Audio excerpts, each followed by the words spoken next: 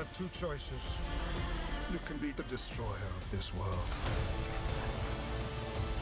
or you can be its savior.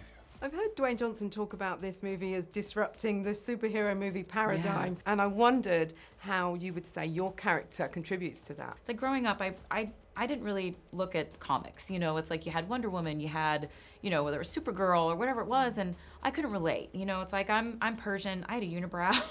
I was pretty hairy as a kid, and so it's like I never was able to see myself in them. But I'm hoping that, you know, with Adrianna and with me playing her, I hope that she is able to open up the doors to other Middle Eastern, other brown kids that might want to look up to somebody or something, and maybe Adrianna can be that for them. What it is introducing the audience to a complete new genre or of the definition of a superhero.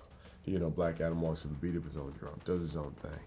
And Justice Society comes in with their own idea of what justice is. We have to deal with Black Adam on his terms to acknowledge a new avenue of justice. Usually with the superhero films, we have an established good and established bad. This is the very first time we have a prominent anti-hero that is in the middle. Heroes don't kill people.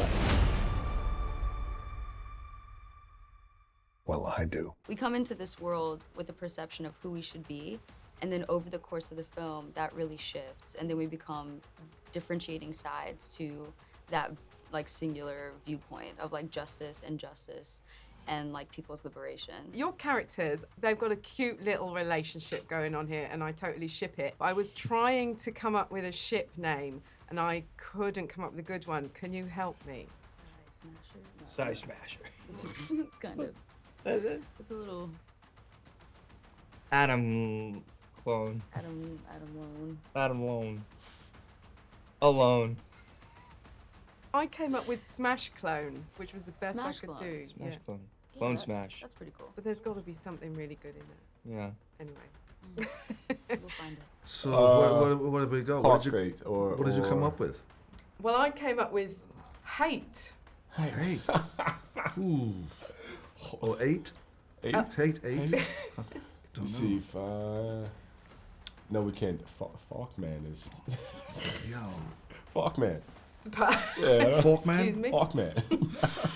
All right. I think there's still a lot more to explore with your character. And I wondered what you would want to, if there were a sequel or a prequel, what you would want to explore further. I've heard about this little lady called Isis. If there was an opportunity, then yeah, I'd like to interact with her a little bit. You know, obviously I'm aware of the comic history of her and Black Adam and the kind of stuff that they wield together. It would be nice to be able to have that stage to sort of explore these two characters and what happens and how they can, you know, really kind of influence each other. I'd like to explore the relationship with my wife, Inja, who's supposed to be extremely powerful as well. I would like to explore where that relationship is, much like you said with, you know, my Shara Hall, my Hawk girl. It would be tight to do it, like a Adam Smasher Cyclone type, like figuring out, because he clearly doesn't know how to use his power. I don't either. So like, it'd be cool to figure that out together. Yeah, you know? like the scope of it, how crazy it can get. And maybe like a romantic comedy where you figure out your ship. Maybe it's just a story about two people falling in love. In this theoretical spin-off film, what DC villain would you most like to come up against? There's a ghost that continually haunts him. He's cursed to continually haunt Hawkman and Hawkgirl. I think I'd like to go there. I don't know, Dr. Manhattan would be crazy. I like Ozymandias, because Ozymandias has crossed over as Smartest Man. Also, Harley Quinn would be really cool. Yes. If you were to have a Justice Society spin-off, what characters would you like to join the Justice Society? It'd be kind of hard if the Suicide Squad and the JS had to team up. I mean, this is like a really, really like deep cut, but it would be kind of cool if it was like some iteration of like Hooded Justice. Like, I feel like that would be fascinating. We laid the foundation in Black Adam to grow the universe in so many different ways.